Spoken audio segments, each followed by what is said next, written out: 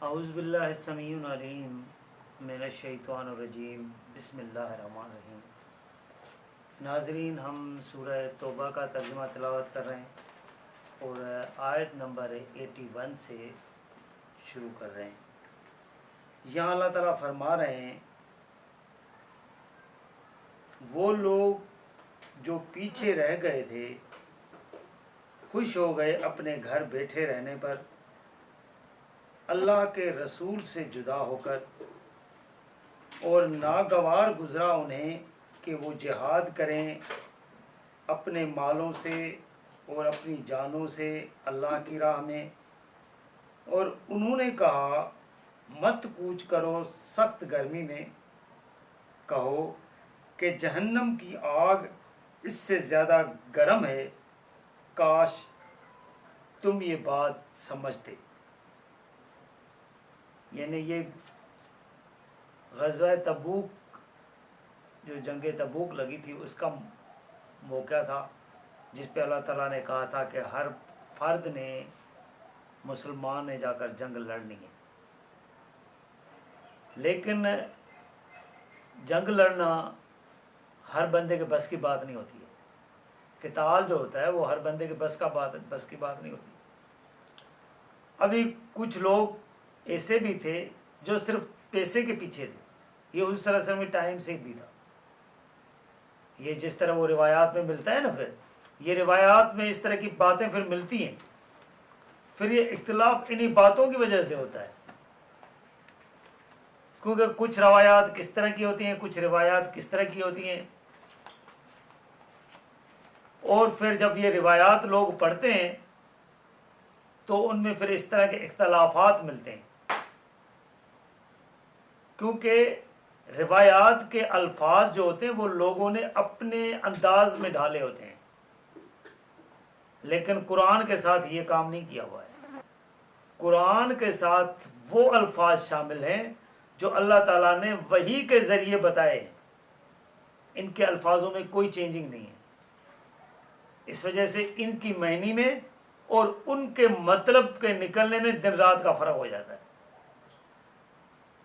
تو قرآن بھی یہی بتا رہا ہے کہ لوگ جو منافق تھے وہ نکلنا نہیں چاہ رہے تھے، وہ گھر کو بیٹھے رہنے کو پسند کرتے تھے، وہ چاہتے تھے کہ ہم جنگ پر نہ جائیں۔ تو اللہ تعالیٰ نے ان کو بتایا کہ اے نبی، ان کو کہو کہ جہنم کی جو آگ ہے نا، وہ ابھی جو گرمی آپ کو محسوس ہو رہی ہے، کیونکہ وہ گرمی کے دن تھے، ریت پھر تپتی ہے تو پھر آپ کو پتا ہوتا ہے کہ کتنا پھر وہ ریت تپتی ہے، تو یہ آگ آپ کو کچھ نہیں محسوس ہو رہی ہے۔ آپ جہنم کی آگ میں جلو گے تو پھر آپ کو پتا چلے گا کہ جہنم کی آگ کیا ہے۔ تو منافقوں کے لیے تو اللہ تعالیٰ نے پہلے ہی بتایا ہوا ہے کہ آپ جہنم کی آگ میں جلیں گے۔ پھر آگے آیت نمبر 82 میں اللہ تعالیٰ فرما رہے ہیں، سو اب چاہیے کہ یہ لوگ کم ہنسیں اور روئیں زیادہ۔ یعنی ان کو اللہ تعالیٰ، جو منافق لوگ ہیں، ان کو بتا رہے ہیں کہ آپ نے یہ کام تو کر لیا، نبی کے ساتھ گئے نہیں، گھر میں بیٹھے ہونے کو تو آپ نے ترجیح دی، لیکن آپ کیا کریں کہ ابھی آپ ہنسیں کم، روئیں زیادہ، کہ آپ کے ابھی پھر بعد میں رونے کے دن شروع ہو جائیں گے۔ بدلے اس کے جو کماتے رہے، یعنی اس کام کے بدلے میں جو آپ نے کام ایسا کیا ہے، منافقت والا کام کیا ہے، اس کے بدلے میں اللہ تعالیٰ نے آپ کو جہنم میں ڈالنا ہے، اور آپ پھر وہاں روتے ہی رہیں گے۔ یہ منافقوں کے لیے اللہ تعالیٰ نے فیصلہ کر کے رکھا ہوا ہے۔ پھر آگے اللہ تعالیٰ آیت نمبر 83 میں بتا رہے ہیں، پھر اگر واپس لے جائے تمہیں اللہ ان منافقوں کے کسی گروہ کی طرف، اور یہ تم سے اجازت طلب کریں جہاد کے نکلنے کی، تو تم کہہ دینا ہرگز نہیں نکل سکتے تم میرے ساتھ کبھی بھی، اور ہرگز نہیں تم جنگ کر سکتے میرے ساتھ مل کر کسی دشمن سے۔ بے شک تم وہ ہو جنہوں نے پسند کیا تھا بیٹھے رہنے کو پہلے بھی، سو اب بھی بیٹھے رہو، پیچھے رہنے والوں کے ساتھ. یعنی پھر اللہ تعالیٰ فرما رہے ہیں کہ جب آپ اس جنگ سے واپس آئیں گے اور آپ کا کوئی ایسا مقابلہ کسی کے ساتھ ہو جاتا ہے کہ جس میں کوئی سخت جنگجو نہیں ہے اور یہ آپ کی طرف آ جائیں کہ ہمیں بھی ساتھ لے چلو کہ ہم بھی یہاں لڑیں گے، مال غنیمت ہمیں ملے گا کچھ، تو آپ نے کہنا ہے کہ ابھی آپ جنگ نہیں کر سکتے، آپ اسی طرح بیٹھے رہو جس طرح پہلے بیٹھے تھے. کیونکہ نبی کے ساتھ جو وعدہ ہوتا ہے وہ ہر حال میں یہ وعدہ ہوتا ہے کہ کوئی بھی کام ہوگا ہم اس کی پیروی کریں گے. جب کوئی تکلیف کا ٹائم آتا ہے تو آپ نبی سے پیچھے ہٹ جاتے ہو، اور جب کوئی صحیح ٹائم آتا ہے، اچھا ٹائم ہوتا ہے تو آپ پیش رہتے ہو. تو اللہ تعالیٰ نے فرمایا کہ نہیں، آپ ان کو کہنا کہ ابھی آپ نہیں کر سکتے، آپ پیچھے بیٹھنے والوں کے ساتھ پیچھے بیٹھے رہو. پھر آگے اللہ تعالیٰ آیت نمبر 84 میں بتا رہے ہیں، اور نہ نماز جنازہ بھی پڑھنا تم ان میں سے کسی کا جو مر جائے، اور کبھی ان کے لیے قبر پر دعا کرنے کے لیے بھی کھڑے نہیں ہونا ہے.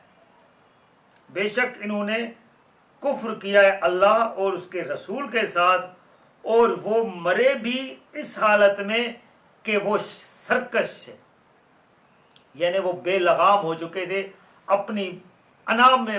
مست ہو گئے تھے. اللہ تعالیٰ نے فرمایا کہ اے نبی آپ ان کی نماز جنازہ بھی نہیں پڑھنی،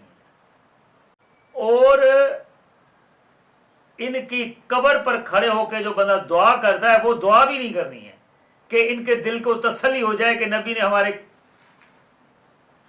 قبر پر کھڑے ہو کے ہمیں دعا کی تھی.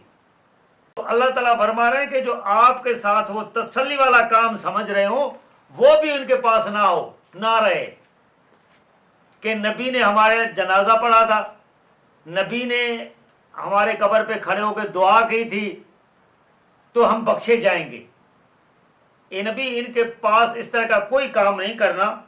کیونکہ انہوں نے اللہ اور اس کے رسول کے ساتھ کفر کیا ہے اور وہ انا میں مر گئے ہیں، سرکش ہو کے بے لگام تھے،